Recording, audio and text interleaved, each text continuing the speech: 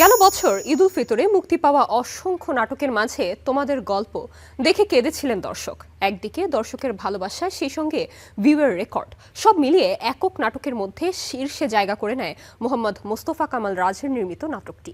সেই সাফল্যের ধারাবাহিকতায় এবার আসছে নাটকটির সিকুয়েল।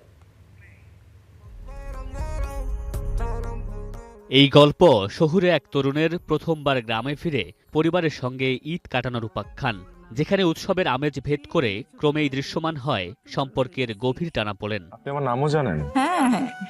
মোহাম্মদ মুস্তফা কামাল রাজের নির্মাণে তোমাদের গল্প স্বল্পদৈর্ঘ্য নাটকটির প্রকাশের পর থেকেই দর্শকের মাঝে তুমুল সাড়া ফেলে। অল্প সময়ের মাঝে উঠে আসে ইউটিউবের ভিউর তালিকায় শীর্ষে। এই পর্যন্ত ইউটিউবে প্রায় 5 কোটি ভিউ হয়েছে নাটকটি। আশাতে আমার ঘরটা পূর্ণ হইল। সেই জনপ্রিয়তার ধারাবাহিকতায় এবার নির্মিত হচ্ছে তোমাদের গল্পের সিকুয়েল। সোমবার সন্ধ্যায় রাজধানীর পুবাইলে শুটিং সেটে জমে ওঠে এর দৃশ্যধারণ। কলাকুশলীরা বলছেন, আগের গল্পের আবেগ ও সম্পর্কের গভীরতাকে ধরে রেখেই এই গল্পে যুক্ত হয়েছে নতুন বাস্তবতা।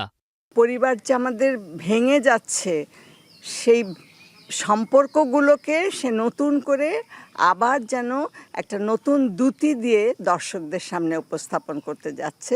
রাজকে আমি একটা উপাধি দিতে চাই। এই মুহূর্তে বাংলাদেশে রাজ হচ্ছে ম্যাজিশিয়ান অফ ইমোশন, অনুভূতির জাদুকর। সম্পর্কগুলো যেমন অনেক সময় হয় না যে আমরা সবসময় বড়দেরকে প্রায়োরিটি দেই বা তাদের ভালো লাগা মন্দ লাগাগুলো আমরা খেয়াল করি, আমরা সবসময় বলি বড়দের যত্ন নেওয়া, বড়দের কথা শোনা।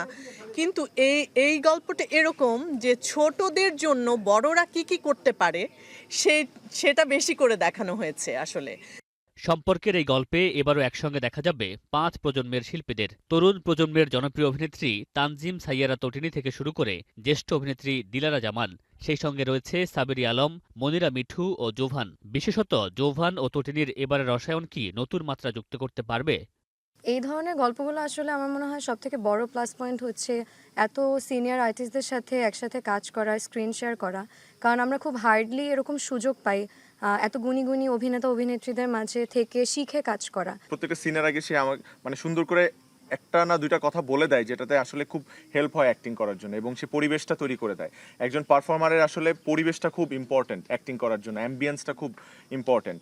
পারিবারিক বন্ধনের চিরচেনা এই গল্প কি আগের মতোই দর্শকের আবেগ ছুঁতে পারবে, তাই এখন দেখার পালা। Mamunur Rashid panel, star entertainment.